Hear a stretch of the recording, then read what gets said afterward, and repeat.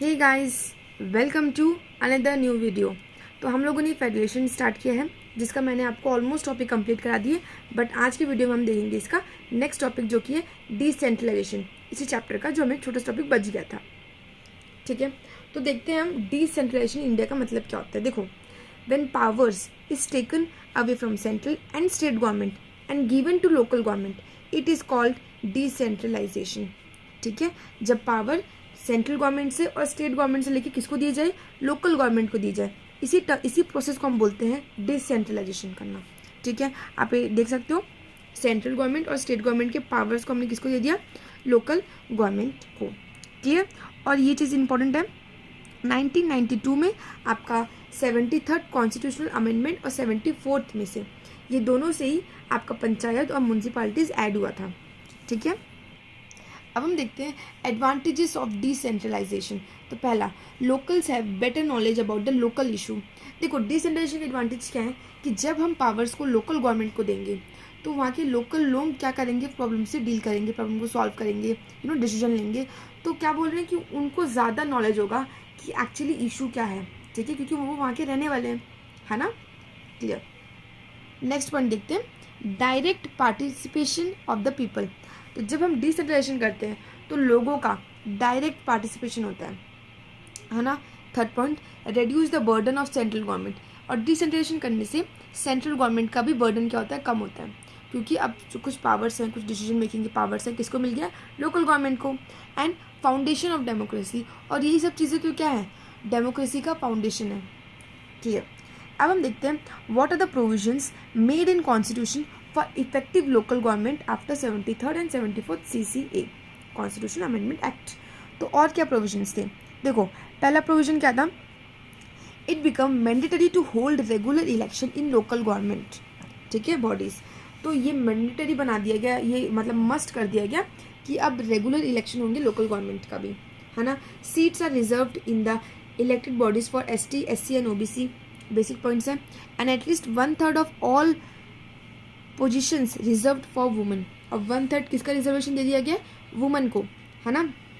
And independent institution called the state election commission has been created. देखो, इसमें आपको समझाना चाहूँगी कि जो स्टेट गवर्नमेंट और सेंट्रल गवर्नमेंट का जो इलेक्शन होता है वो कौन कराता है, इलेक्शन कमीशन ऑफ इंडिया। पर जो लोकल गवर्नमेंट का जो इलेक्शन होता है वो कौन कराता है, state election commission. Clear. Fifth point, the state government are required to share some powers and revenue with local government bodies. ठीक है, क्योंकि लोकल गवर्नमेंट को भी रेवेन्यू चाहिए होगा अपने डे टू डे एक्टिविटीज़ को डील करने के लिए। तो इसलिए बोला गया कि स्टेट गवर्नमेंट जो है अपने कुछ पावर्स और अपने कुछ रेवेन्यूज किसके साथ शेयर करेगा, लोकल गवर्नमेंट बॉडीज़ के साथ। ठीक है, अब हम देखते हैं पंचायती राज सिस्टम। देखो, एवरी विलेज हैज़ अ ग्राम पंचायत, है ना। In this council there are 5 to 30 ward members often called a panch and a president called sarpanch. ये बेसिक चीज़ें। the panchayat works under the supervision of ग्राम सभा and all the voters in the villages are its part। ग्राम सभा should meet at least twice a year to approve an annual budget and review performance of ग्राम पंचायत। ये सब basic चीज़ें मैंने लिखा हुआ है। and the sarpanch of village, panchayat, MP, MLAs with in a block elect their representative to the block samiti and panchayat. इसको हम पंचायत समिति भी कहते हैं। देखो, मैं आपको समझा देती हूँ। ग्राम पंचायत होता है एक गांव का, तो ऐसी 2-3 गांव का जब ग्राम पंचायत को हम बोलते हैं पंचायत समिति या ब्लॉक समिति। ठीक है, और पंचायत, बहुत सारे पंचायत समिति जब मिल जाते हैं उनको बोलते हैं जिला परिषद। Clear. And the chairman of the जिला परिषद इज कॉल्ड डिस्ट्रिक्ट कलेक्टर। ठीक है, ये बहुत बेसिक से कॉन्सेप्ट्स हैं। आई होप आपने देखा ही होगा, बहुत अच्छे से क्लियर हो गया हो। सो गाइज, अब इस चैप्टर का हम लास्ट टॉपिक कर रहे हैं। लास्ट बेसिक से टॉपिक है डिसएडवांटेज ऑफ डिसेंट्रलाइजेशन। ठीक है, हमने पढ़ क्या लिया कि डिसेंट्रलाइजेशन के इंपॉर्टेंस अच्छे हैं कि लोकल गवर्नमेंट को पावर्स देना, बट इससे कुछ डिसएडवांटेजेस भी हैं। क्या, लैक ऑफ प्रॉपर नॉलेज। ये देखा गया है कि बहुत बार जो कि लोकल गवर्नमेंट्स के जो अथॉरिटीज़ होते हैं उनके पास प्रॉपर नॉलेज नहीं होता। ठीक है, miss use of funds and power. ठीक है, मिस यूज़ होता है फंड और पावर का। अनइवन डेवलपमेंट, कभी कभी क्या होता है, जो ये आपके सरपंच लोग होते हैं वो अपने जहाँ पे रहते हैं ना वहीं पे कुछ डेवलपमेंट करवा देते हैं, तो इससे क्या होता है, पूरे एरिया का अनइवन डेवलपमेंट हो जाता है।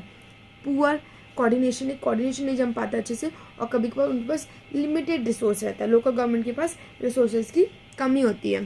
Clear? So this is all about this chapter federalism. I hope you all get everything.